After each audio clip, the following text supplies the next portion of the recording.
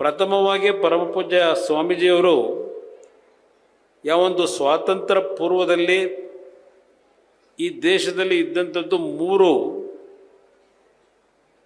ಯಾವೊಂದು ಸ್ಟೀಲ್ ಪ್ಲ್ಯಾಂಟ್ಗಳಿತ್ತು.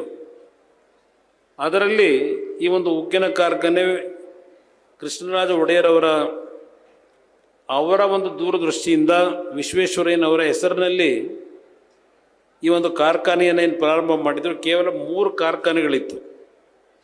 ಒಂದು ಟಾಟಾ ಸಂಸ್ಥೆಯವರಿಂದ, ಇನ್ನೊಂದು ವೆಸ್ಟ್ ಬೆಂಗಾಲ್ನಲ್ಲಿ. ಪರಮಪೂಜ್ಯರು ಇವತ್ತೇನು ನನಗೆ ಒಂದು ಸೂಚನೆ ಕೊಟ್ಟಿದ್ದಾರೆ, ಅದ್ರ ಜೊತೆಯಲ್ಲಿ ಪರಮಪೂಜ್ಯರು ಮಠದಿಂದ ಈ ಭಾಗದ ಕಾರ್ಮಿಕರ ಬದುಕಿಗೆ ನನ್ನ ಒಂದು ಮಠದಿಂದ ಆದಷ್ಟು ಮಠದ ಭಕ್ತರಿಂದ ಹಣವನ್ನು ಸಂಗ್ರಹ ಮಾಡಿ 5 ಕೋಟಿಗಳನ್ನು ಈ ಒಂದು ಕಾರ್ಖಾನೆಯ ಪುನಶ್ಚೇತನಕ್ಕೆ ಕೊಡ್ತೀನಿ ಅಂತಕ್ಕಂಥ ಮಾತು ಹೇಳಿದ್ದಾರೆ. ಅದು ಅವರಲ್ಲಿರ್ತಕ್ಕಂಥ ಸಮಾಜದ ಒಂದು ಪ್ರತಿಯೊಂದು ಕುಟುಂಬಗಳ ಬದುಕಿಗೆ ಅವರಲ್ಲಿದ್ದಂಥ ಕಳಕಳಿ ಏನು ಅಂತಕ್ಕಂಥದ್ದನ್ನು ಇವತ್ತು ಈ ವೇದಿಕೆಯಲ್ಲಿ ಹೇಳಿದ್ದಾರೆ. ಒಂದು ಪರಮಪೂಜ್ಯರ ಗಮನಕ್ಕೆ ನಾನು ತರ್ತಕ್ಕಂಥದ್ದು, ಇವತ್ತು ನಮ್ಮ ದೇಶದಲ್ಲಿ ದೊಡ್ಡ ಮಟ್ಟದಲ್ಲಿ ವಿಶ್ವಕ್ಕೆ ನಾವು ಸರಿಸಾಟಿಯಾಗಿ ಮುನ್ನುಗ್ತಾ ಇದ್ದೇವೆ. ಖಾಸಗಿ ಕಾರ್ಖಾನೆಗಳಿಗೆ ನಾವು ದೊಡ್ಡ ಮಟ್ಟದಲ್ಲಿ ಬೆಂಬಲವನ್ನು ನೀಡ್ತೇವೆ. ಹಲವಾರು ರೀತಿಯ PLI ಸ್ಕೀಮ್ಗಳನ್ನು ಕೊಡ್ತಾ ಇದ್ದೇವೆ. ಆದರೆ ಸರ್ಕಾರದ ಸ್ವಾಮ್ಯದಲ್ಲಿರ್ತಕ್ಕಂಥ ನಮ್ಮ CPSE ಯೂನಿಟ್ಗಳೇನಿದೆ, ಈಗ ನನ್ನ ಒಂದು ಉದಾಹರಣೆಗೆ ಹೇಳೋದಾದರೆ, ಹೆವಿ ಇಂಡಸ್ಟ್ರಿ ಇಲಾಖೆಯಲ್ಲಿ, ಬೃಹತ್ ಕೈಗಾರಿಕಾ ಇಲಾಖೆಯಲ್ಲಿ ಸುಮಾರು 40 CPSE ಯೂನಿಟ್ಗಳಿತ್ತು, ಸರ್ಕಾರದ ಯೂನಿಟ್ಗಳು. ಇವತ್ತು ಹಲವಾರು ವರ್ಷಗಳ ಈ ಒಂದು ದಿನವನ್ನೇನು ಕಳೆದಿದ್ದೇವೆ, ಸ್ವಾತಂತ್ರ್ಯ ಬಂದ ನಂತರ ಸುಮಾರು 100ಕ್ಕೆ 85-90 ಭಾಗ CPSE ಯೂನಿಟ್ಗಳನ್ನು ಮುಚ್ಚಿಬಿಟ್ಟಿದ್ದಾರೆ. ಈ ವಿಶ್ವೇಶ್ವರಯ್ಯ ಸ್ಟೀಲ್ ಪ್ಲ್ಯಾಂಟನ್ನು ಸಹ 2016-17ರಲ್ಲೇ ಕಾರ್ಖಾನೆ ನಡೆಯೋದು ಕಷ್ಟ ಅಂತ ಹೇಳಿ ಕಾರ್ಖಾನೆಯನ್ನು ಖಾಸಗಿಯವರಿಗೆ ಮಾರಾಟ ಮಾಡಬೇಕು ಅಂತಕ್ಕಂಥ ಒಂದು ತೀರ್ಮಾನ ಮಾಡಿ ಕ್ಯಾಬಿನೆಟ್ನಲ್ಲಿ, ಕೇಂದ್ರದಲ್ಲಿ ಈ ಒಂದು ಕಾರ್ಖಾನೆಯನ್ನು ಮುಚ್ಚಬೇಕು ಅಂತಕ್ಕಂಥ ನಿರ್ಧಾರ ಮಾಡಿದ್ದಾರೆ. ನಾನು ಈ ಮಂತ್ರಿ ಆಗೋದಕ್ಕಿಂತ ಮುಂಚೆ ನಮ್ಮ ಲೋಕಸಭಾ ಸದಸ್ಯರು ರಾಘವೇಂದ್ರ ಅವರು ಈ ಸರ್ಕಾರ ರಚನೆ ಆದ ನಂತರ ನಾನು ಮಂತ್ರಿ ಆದ ಮೇಲೆ ಹಲವಾರು ಬಾರಿ ಬಂದು ಈ ಕಾರ್ಖಾನೆಯ ಬಗ್ಗೆ ಚರ್ಚೆ ಮಾಡಿದ್ದಾರೆ. ಇಲ್ಲಿ ಪ್ರಶ್ನೆ,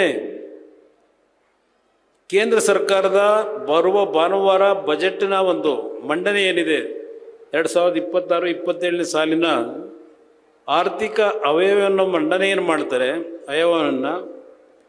ಇಲ್ಲಿ ಬಜೆಟ್ನಲ್ಲಿ ಹಣವನ್ನು ಕೊಡ್ತಕ್ಕಂಥದ್ದು, ಈಗೇನು ಕಾರ್ಖಾನೆಗಳನ್ನು ಮುಚ್ಚಬೇಕು ಅಂತ ಮಾಡಿದ್ದಾರೆ, ಕ್ಯಾಬಿನೆಟ್ನಲ್ಲಿ ತೀರ್ಮಾನ ಆಗಿದೆ, ಮತ್ತೆ ಪುನಃ ಅದನ್ನು ರಿವರ್ಸ್ ಮಾಡ್ತಕ್ಕಂಥದ್ದು ಕಷ್ಟ ಬುದ್ಧಿ.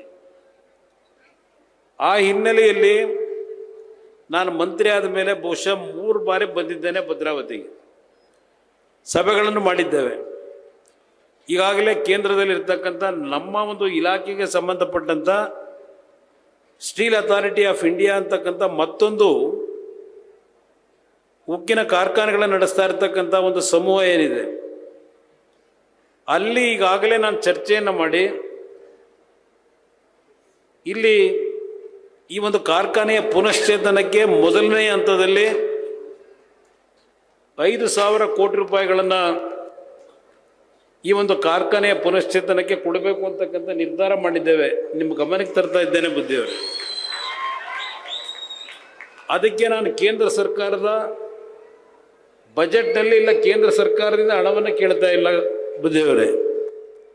ಒಂದು ಆರ್ಥಿಕ ಸಚಿವರಿಂದ ಒಪ್ಪಿಗೆ ಸಹಿ ಬೇಕಷ್ಟೇ, ಅವರ ಮೇಲೆ ಯಾವುದೇ ರೀತಿಯ ಆರ್ಥಿಕ ಹೊರೆಯನ್ನು ಕೇಂದ್ರ ಸರ್ಕಾರದ ಮೇಲೆ ಹೊರಿಸ್ತಾ ಇಲ್ಲ.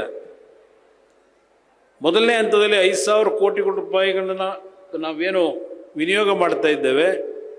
ಇಲ್ಲಿಯ ಕಾರ್ಖಾನೆಯನ್ನು ಒಂದು ದೇಶದಲ್ಲಿ ನಾವು ವಿದೇಶಗಳಿಂದ ಯಾವ ಸ್ಪೆಷಾಲಿಟಿ ಸ್ಟೀಲ್ನ ನಾವು ಮಾಡ್ತಾ ಇಲ್ಲ.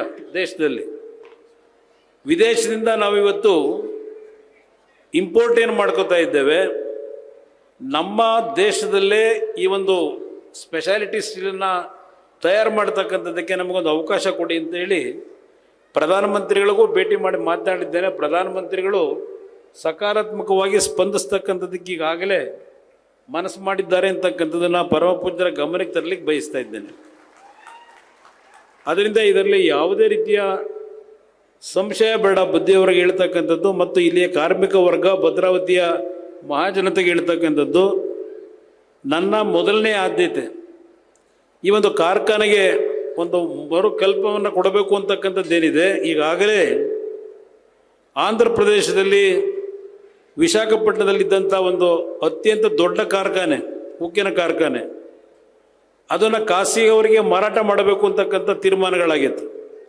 ಅದು ಕಾರ್ಖಾನೆಯನ್ನು ಮುಚ್ಚಿದ್ರು. ಇವತ್ತು ಆ ಒಂದು ಕಾರ್ಖಾನೆ ಸುಮಾರು 35,000 ಕೋಟಿ ರೂಪಾಯಿಗಳ ಸಾಲದ ಹೊರೆಯನ್ನು ಹೊತ್ತಿದ್ದಾರೆ. ಇಲ್ಲಿ ವಿಶಾಖಪಟ್ಟಣದಲ್ಲಿರ್ತಕ್ಕಂಥ RINL ಕಾರ್ಖಾನೆ ಕೇಂದ್ರ ಸರ್ಕಾರವನ್ನು, ಪ್ರಧಾನಮಂತ್ರಿಗಳನ್ನು, ಆರ್ಥಿಕ ಸಚಿವರ ಒಂದು ಒಪ್ಪಿಸ್ತಕ್ಕಂಥ ವಿಷಯದಲ್ಲಿ ಯಶಸ್ಸನ್ನೇನು ಕಂಡಿದ್ದೇವೆ. ಈಗಾಗಲೇ ಕಳೆದ 7-8 ತಿಂಗಳಿಂದ ಆ ಕಾರ್ಖಾನೆ ಪ್ರಾರಂಭ ಮಾಡಿ ಇವತ್ತು ದಿನಕ್ಕೆ 21 ಮೆಟ್ರಿಕ್ ಟನ್ ಸ್ಟೀಲನ್ನು ನಾವು ಉತ್ಪಾದನೆಯನ್ನು ಮಾಡ್ತಾ ಇದ್ದೇವೆ. ಅದೇ ರೀತಿಯಲ್ಲಿ ವಿಶ್ವೇಶ್ವರಯ್ಯ ಸ್ಟೀಲ್ ಪ್ಲಾಂಟ್ನಲ್ಲೂ ಮುಂದಿನ ಈ ಒಂದು ಹೊಸ ವರ್ಷ ಏನಿದೆ, ಇವತ್ತು ಜನವರಿ ತಿಂಗಳಿನಲ್ಲಿದ್ದೇವೆ ಬುದ್ಧಿಯವರೇ, ಇನ್ನೊಂದು 2-2.5 ತಿಂಗಳಿನಲ್ಲಿ ಒಂದು ದೊಡ್ಡ ಕಾಯಕಲ್ಪವನ್ನು ವಿಶ್ವೇಶ್ವರಯ್ಯ ಸ್ಟೀಲ್ ಪ್ಲಾಂಟ್ಗೆ ನಾವು ಕೊಡ್ತಾ ಇದ್ದೇವೆ ಅಂತಕ್ಕಂಥದ್ದನ್ನು ಇವತ್ತು ಈ ಒಂದು ತರಳಬಾಳು ಹುಣ್ಣಿಮೆಯ ಒಂದು ಮಹೋತ್ಸವವನ್ನು ತಾವೇನು ಆಚರಣೆ ಮಾಡ್ತಾ ಇದ್ದೀರಿ. ಹಲವಾರು ರೀತಿಯ ಸಾಂಸ್ಕೃತಿಕ ಕಾರ್ಯಕ್ರಮಗಳು, ಕೃಷಿ ಮೇಳ, ಮಕ್ಕಳಿಗೆ ಒಂದು ಕ್ರೀಡೆಯಲ್ಲಿ ಆಸಕ್ತಿ ಮೂಡಿಸ್ತಕ್ಕಂಥ ಕಾರ್ಯಕ್ರಮಗಳು, ಹಲವಾರು ರೀತಿಯ ಪ್ರವಚನಗಳನ್ನು ಈ ಒಂದು ವೇದಿಕೆಯ ಮುಖಾಂತರ ಮುಂದಿನ 3 ದಿನಗಳಲ್ಲಿ ತಮ್ಮ ಒಂದು ಸಮ್ಮುಖದಲ್ಲಿ ಏನು ಅತ್ಯಂತ ಯಶಸ್ವಿಯಾಗಿ ನಡೀತಾ ಇದೆ.